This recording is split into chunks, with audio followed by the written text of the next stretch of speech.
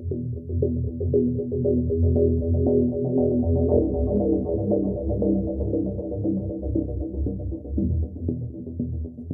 everyone, thanks for joining us here at Book Blather. If you're new here, I'm Dave, this is Olive, and we mostly talk about books.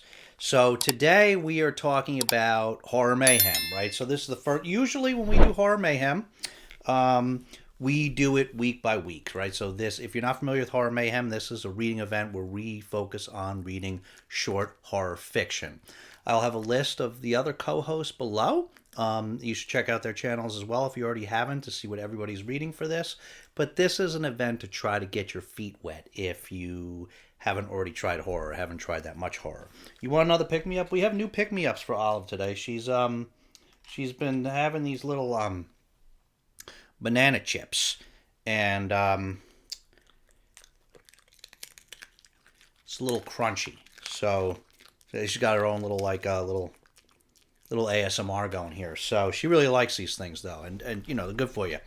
So Horror Mayhem. So usually what we do is we read in years past we read a horror book, a horror novella each week, and then we supplement with short stories. And so what we're doing this week is, I mentioned this before, we did get confirmation that I am having shoulder surgery on May 20th.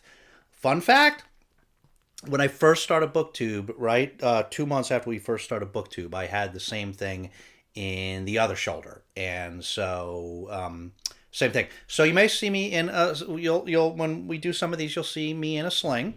But anyway, it's gonna be that's May 20th. So our video schedule, we're gonna be reading, but the video schedule is gonna be, I'm not sure exactly what's gonna happen with the video schedule in the short term. So we're definitely not going to be able to keep to that. We're usually pretty diligent, like week by week, wrapping up what we've read through Horror Mayhem. It's the only month of the year we're so diligent. But I know we're not going to be able to be diligent week by week like that this month. So we figured we just do a couple periodic. We just do a couple wrap ups. So this is the first one. This is what we've done. So this is wrap up one, Horror Mayhem wrap up one. And so we're off to a pretty good start so far. We're pretty excited to tell you about the things that we've already read. So the first one is, you want another one of those? You want another one of those? Ready?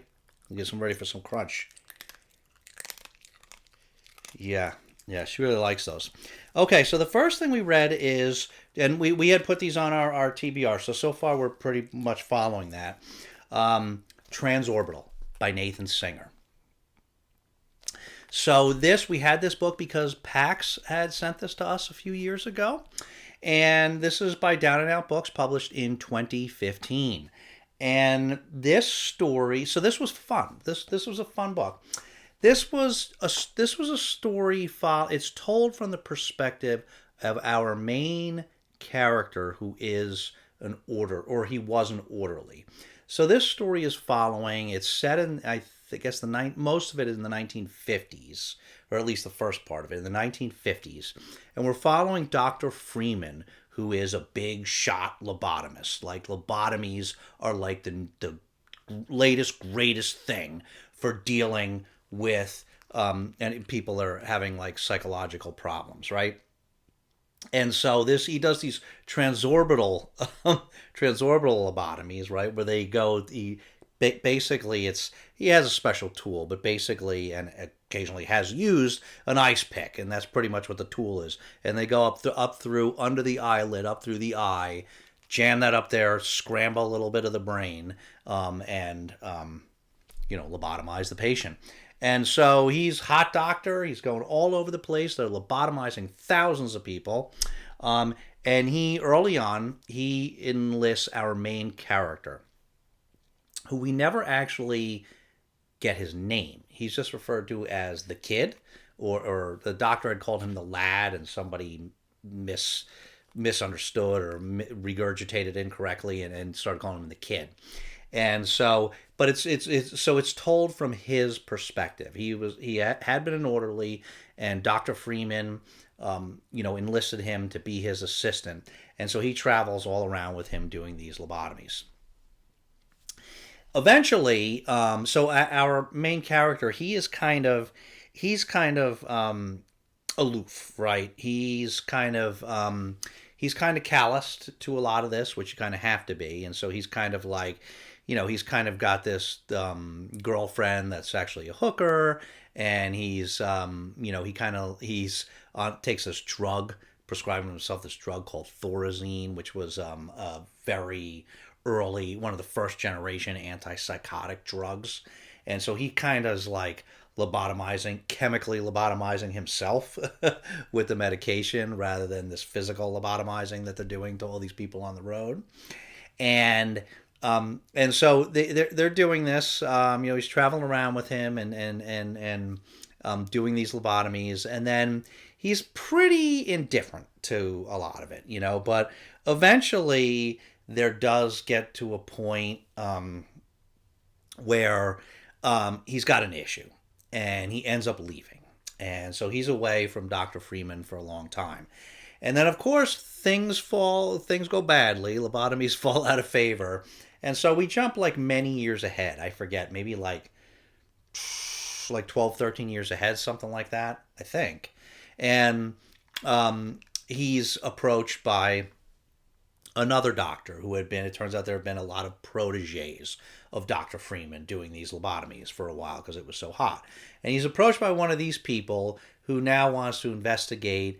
There is a lot of deaths happening among these proteges. And so you're wondering, what is this? If somebody, enacting some justice or revenge or something for something, they don't really know. And so the kid, he's kind of like very flippant about it when this doctor helps him, but he does do some investigation. So you get to see a number of these people that have been lobotomized years later, or the people that they're in their families.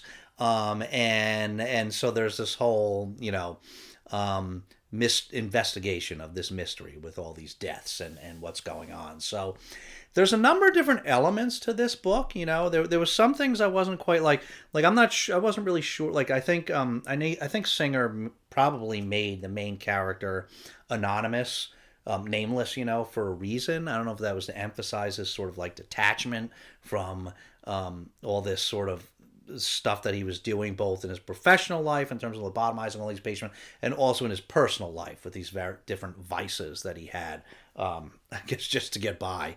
So I wasn't really sure why Singer did that, but I'm sure that was for a reason, and maybe that was it. But there was a lot to the story. It was first of all, it was just good, in terms of a horror novel, it was just like good, violent fun with some of this stuff that they were doing. But it was also, you got this later on, you got this mystery element, right? And as that evolves, there's some stuff that gets kind of intense and a little bit scary at one point. There is some tension, and there is certainly a fair bit of violence. So, it was good. It was a fun thriller. It was, not phenomenal, but it was pretty decent. It was a fun ride. I kind of thought going into it, I'm like, this sounds a lot like a Richard Lehman book. That sort of just like a fun, violent ride. You know what I mean? And it was a little bit like that. It wasn't quite a Richard Lehman book, but it was fun. It was a fun book, and it was an enjoyable story. So that's really all I can say without spoiling, because it's not that long of a book. So we're buddy reading that with Jess over at Bad is Rad 2. So check out her review, her upcoming review, and she'll give you her thoughts about what she thought of it. Okay, then we read Stirring the Sheets by Chad Lutzke. So this is by Static Age Books. This was first published in 2018, but this Static Age Books one was 2020. And this was a book that we bought way back around the time we had that shoulder surgery, in like shortly after we started BookTube, we had picked up a number of like indie or small press horror novellas, some of which have just sat here and for 5 years and we haven't read them. And this is one of them. So we thought it was finally time to pick it up. We had never read any Chad Lutsky, but I've heard good things. So we thought it was finally time to pick up this book. I loved this book. And Olive loved this book too, right, Olive? You want another one of these pick-me-ups there? Very grungy. I love this book. It was very short again, but this was, there was a lot in. So this book, basically what this book is about is we follow Emmett. He's our main character, and he is an elderly widower. He had lost his wife a year before that. His wife Kate, who he was clearly very, very much in love with, and has still not got over her loss. And so he lives alone by himself. And it's called Stirring the Sheets because he sleeps on the couch because he is not able, ever since he lost Kate, he has not been able to touch the bed that they slept in. Her side of the bed still has the impression that from when she last slept there, and he still tries to smell her when he goes in there, and so he doesn't want to mess up. He doesn't want to stir the sheets on the bed. And this book is about him finally stirring the sheets. And he works at a funeral parlor where he has worked at for many, many years. And he prepares the bodies, that come in. And that was a little educational part of the book where I actually learned a little bit about what goes into that process. It wasn't crazy in depth. It wasn't like, it didn't like gross you out. But it was a little educational in terms of, what goes on in that process. But there's not a lot of characters in this book. He has an underling at the funeral parlor that works with him. And, at his house, there is this jerk, young punk across the street that is always giving him a hard time that he does battle with. And then there's this other older woman, Rosemary maybe, and she lost her husband, and she is trying to befriend him and help him cope with this. And that's pretty much the only characters we see. And one day, a corpse comes into the funeral parlor of a woman that committed suicide young, that looks just like a young version of his wife. And so he obviously is struck by this and becomes somewhat fascinated and attached to this corpse. So I just want to say right off the bat, there is no necrophilia in this book. Okay, I don't even know. Can I say that word on YouTube? I don't even know. I just killed this video, maybe. I don't know. Maybe I need to cut that out. Well, we'll see.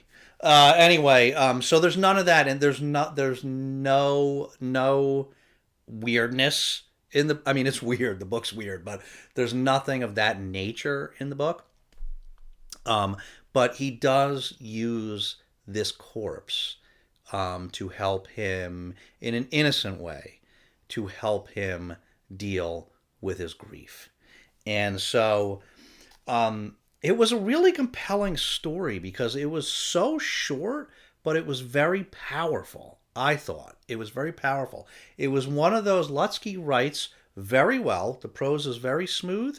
And it's one of those books where I felt that it wasn't a single wasted word.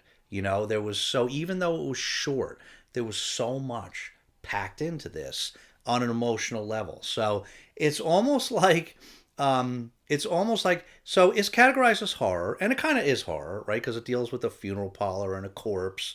And there are some tense moments because you don't know if he's going to get caught, but it is mostly just is mostly somewhat of a sad and somewhat of a moving, not just sad and uplifting, very moving story. It was a very different kind of horror, very quiet, very yeah, very emotionally powerful one.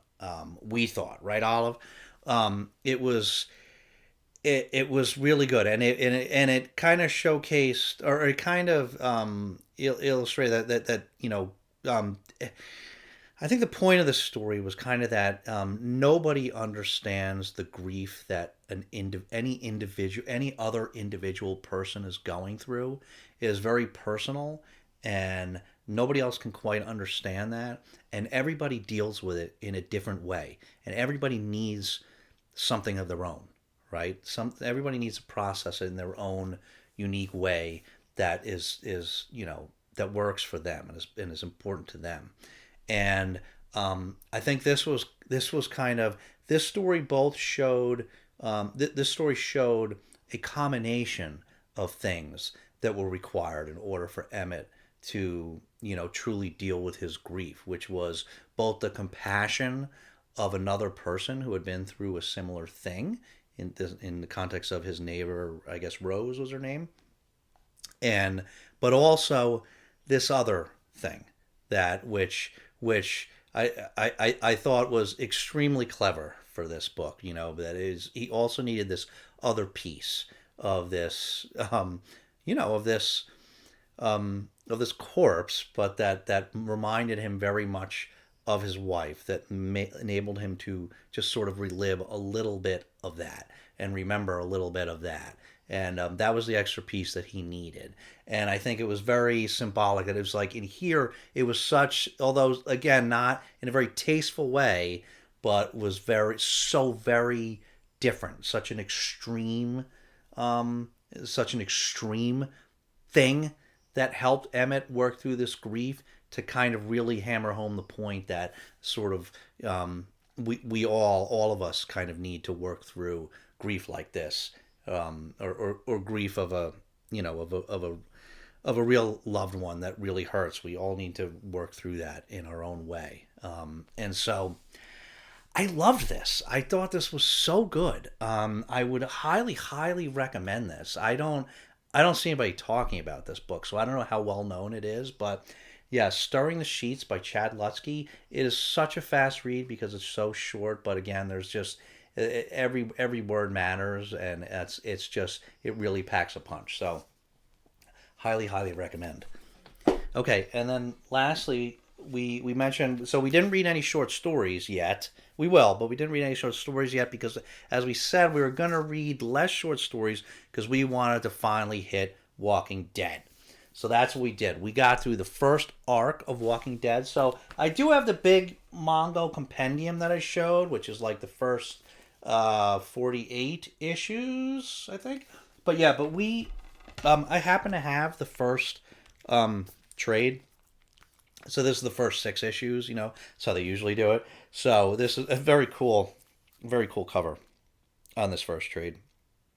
But and so this covers the first arc, and I really wanted to read this. I started watching Walking Dead when it first came out so many years ago, and love it, but never read the comic. And I always wanted to, because just to see, I've always understood that although it's a lot of the same characters and the same stories and major arcs, there are some significant differences, including some really big things and characters. So, for example, if you know The Walking Dead, Daryl Dixon from The Walking Dead, who's my favorite character in The Walking Dead, the show, he's not in the comics. So, and he's very early, right in the beginning in the show. So there are some differences. So I've always wanted to read this, just because I wanted to read it for fun, but also to kind of see what a lot of those differences are. And there are. This was really interesting reading this first one, because there was a number of things that are different. Like, I can tell you, I won't spoil because it's just basically in the first episode. The story starts, if you don't know about Walking Dead, the story starts with, there's an initial scene before the apocalypse happens where our main character, Rick Grimes, he's a sheriff, and he's in a shootout with his partner, Shane, and he gets shot. and goes into a coma. And so he's in the coma for a long time, like a month or something. And he wakes up in the hospital, there's nobody there. And he slowly discovers that the zombie apocalypse has since happened, and the world has met a very horrible end. And so, but like right in the beginning, there's like in the show, of course, there's like some memorable scenes that like you can't forget. Like right away when he's like trying to find his way, trying to find somebody in the hospital because he doesn't know what happened yet. There's this famous scene in that first episode where he goes up to these like double doors that are blocked off, and it's written on real big. It says "dead inside," and there's all these zombies on the inside that are trapped in this locked. It's locked with a big piece of wood, I guess it was. And it doesn't go down that way in the comic. There's no warning on those doors, so it's pretty different. Like right off the bat, and then like when he's going to find this, tries to go to into the city, to again, he's just trying to figure out what the story is and where people are. There's this famous scene where he goes and he turns the corner and there's all these zombies, and he goes and he hides in this tank, and there's dead soldiers in there. Like that doesn't happen. It's like right off the bat there are these like scenes that are so memorable from the show that are not in the comic. But then there's some different, he goes, Glenn finds him in the city, in the show, in the comic, and brings him back to the camp of some survivors. And so that all happens, same story, but there is a couple differences in the characters. Like there's a different, like Carol is just a famous character from the show. It's just her and her daughter here at this point. And there's another family there. And so, as in the show, a few people very quickly meet their from that camp meet their demise. And so there's a lot of similarities, but there's some big changes. And right at the end of this show, this first arc ends at where the big thing that happens with Shane, I don't want to spoil, but if you watch the show, the big thing that happens with Shane while they're still at that camp, that's where this thing ends. But it is fundamentally different what happens with Shane. I mean, that is a big difference. So that was really in terms of the evolution of characters, that was important. So it was good to see. So right away, right off the bat in this, we're really glad we're reading this now because there was a lot of differences in here, but it was great. We love this just like we love the show. The art is great. This changes, but this is, it's always written by Robert Kirkman, but this art here in the beginning is Tony Moore, and it's just great. It's all black and white, obviously, but that's okay. That works for The Walking Dead. I'm just trying to find you some of the good art here, but yeah, art's great. So yeah, we're definitely going to keep going. Obviously, we got that whole compendium. We got the first two major compendiums, so we're excited to be reading that. So that's it. So far, in this first wrap up, so far we've two novellas: Transorbital by Nathan Singer, Stirring the Sheets by Chad Lutzke, and the first 6 issues of the Walking Dead graphic novel. So, if you've read any of these and you have any thoughts on them, let us know. Or if you think you might try them, let us know that too. I think next we're doing The Omen, which I think we're probably also going to... I think we're going to read the book and watch the movie that it was based on at the same time, or right after. And Bad as Rad 2 is also going to be doing that one with us. And so, you want the last one? Last one, give everybody one last little ASMR crunch. I hope you guys can hear that.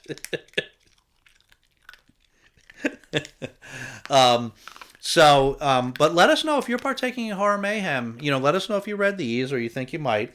If you're partaking in Horror Mayhem, let us know what you've been reading or what you're gonna read. We're always interested to hear what everybody else is checking out. Check out the channels from the co-hosts that link below if you haven't already to see what they're reading for this event. There's just a lot of good stuff out there, and I know some of them are reading some cool looking stuff. So if you don't have anything substantive to say, you can always leave Olive a puppy emoji, or since it's horror mayhem, some horror themed emoji, right? Because you do always like to see those, right? So as always, thanks so much for watching, guys. We'll see you again very soon. But in the meantime, take care of yourselves and each other, and we'll see you next time.